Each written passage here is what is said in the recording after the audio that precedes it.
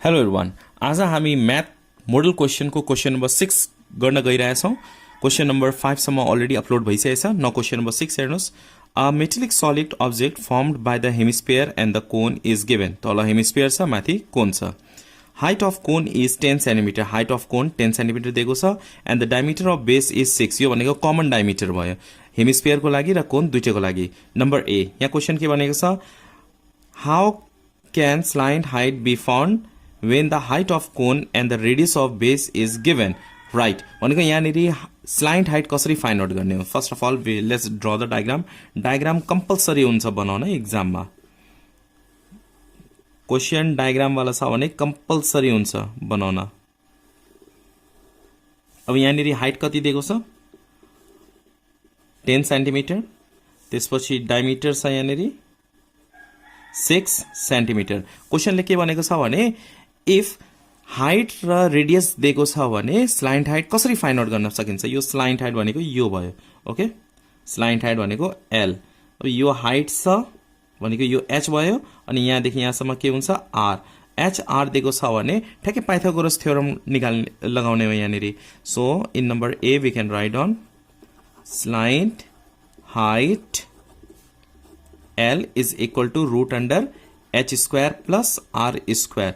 यो भनेको एच, यो भनेको आर, यो भनेको L. Slant height is equal to H square plus R square, okay. Number B, question number बीमा हेर्नुहोस् है। क्वेसन नम्बर बीमा क्वेसनले के भनेको छ भने find the volume of solid. अब यहाँनिर हामी के निकाल्नु पर्ने, भोल्युम अफ सलिड निकाल्नु पर्ने। अब भोल्युम अफ सलिड भनेपछि volume of cone plus volume of hemisphere use गर्नुपर्छ। यस, अब भोल्युम अफ कोन भनेपछि भोल्युम अफ कोन कति हुन्छ, what is the formula of volume of cone, 1/3 pi R square H. Volume of हेमिस्फियरको फर्मुला के हुन्छ, 2/3 pi R cube. अब यहाँनिर रेडियस निकाल्ने हो। त्यसो भए height of cone, so H is equal to कति दिएको रहेछ, 10 सेन्टिमिटर। डायमिटर कति छ, कमन डायमिटर र डायमिटर लेख्दा पनि भयो। Diameter D is equal to 6 centimetre. So common radius निकालौँ, दुईटैको लागि हो। Common radius R is equal to formula के हुन्छ, D/2। रेडियस जहिले पनि डायमिटरको हाफ हुन्छ। यो दुईटा डिभाइड गर्दा कति आयो, 3 सेन्टिमिटर। अब भोल्युम निकाल्नु पर्ने, भोल्युम अफ सलिड निकाल्नु पर्ने हो। क्वेसनले के भनेको छ भने find the volume of the solid. Volume of solid निकाल्नु पर्ने। Let's find out volume of solid. Volume of solid is equal to volume of cone plus volume of hemisphere। Volume of cone र volume of hemisphere के गर्ने, add गरिदिने। Volume of कोन को formula के हुन्छ, 1/3 pi R square H plus volume of hemisphere को formula 2/3 pi R cube, okay up to here. So 1/3 pi को value के हुन्छ, 22/7।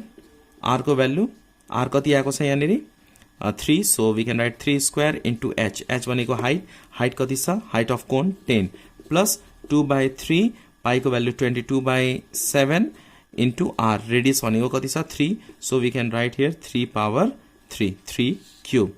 जस्ट यो क्यालकुलेट गर्ने। यो क्यालकुलेट गर्दा 3 square 9, 9 into 10 into 22 divided by 7 3 21 गर्दाखेरि 94.28 आउँछ। प्लस यतातिर फेरि गर्ने 3/3 27 इन्टु 22 इन्टु 2 डिभाइडेड बाई 21 गर्दाखेरि 56.57। Now just add this to 94.28 plus 56.57 गर्दा 150.85 आउँछ। So 150.85 centimetre cube. भोल्युम जहिले पनि क्यूबमा आउँछ, सो क्यूब लेख्ने। Now look at question number C. Question number C में क्वेसनले के भनेको छ भने if the metallic solid object is melted to the cylindrical object of radius 3 centimetre then find height of cylinder. अब यो मेटेलिक सलिड जुन यो सलिड छ यो चाहिँ सिलिन्ड्रिकल फर्ममा कन्भर्ट गर्ने है। Metallic solid is melted to the form of cylinder. अब यसलाई चाहिँ के गर्ने, मेल्टेड गरेर एउटा सिलिन्डर बनाउने, ओके, एउटा सिलिन्डर बनाउने। त्यसमा रेडियस कति छ, 3 सेन्टिमिटर हुन्छ. So we have to find out height of cylinder. So H we have to find out र हाइट फाइन्ड आउट गर्नुपर्ने र रेडियस कति हुन्छ 3 सेन्टिमिटर. यो मेल्टेड गरेर सिलिन्डर बनाउने सिलिन्डरको रेडियस 3 सेन्टिमिटर हुन्छ र हाइट फाइन्ड आउट गर्नुपर्ने. It means volume of this solid and the volume of cylinder both will be equal. So we can write in question number C, if the solid object was melted and turned into a cylindrical object, then अब मैले के भनेको थिएँ volume यो solid melted गरेर cylinder बनाउने भनेको volume of this solid and volume of cylinder both will be equal. So we can write here volume of cylinder and volume of solid के हुन्छ इक्वल हुन्छ. सो भोल्युम अफ सिलिन्डरको formula के हुन्छ pi R square H र volume of solid already हामीले यहाँ निकालिसकेका छौँ 150.85. ओके 22/7 इन्टु आरको भ्यालु दिएको छ. रेडियस कति हुनुपर्ने 3 सेन्टिमिटर बनेको छ. So 3 square into H is equal to 150.85. So 3 square 9 हुन्छ. So H square is equal to 150.85 into 7 divided by यो 22 इन्टु 3 स्क्वायर भनेको 9. So H is equal to निकाल्दाखेरि कति आउँछ 5.33 सेन्टिमिटर. सो हाइट कति भयो सिलिन्डरको. Therefore the conclusion is necessary. The height of cylinder is 5.33 centimetre. हामीले के यहाँ निकाल्नु पर्ने then find the height of the cylinder calculate. So height of the cylinder is 5.33 centimetre.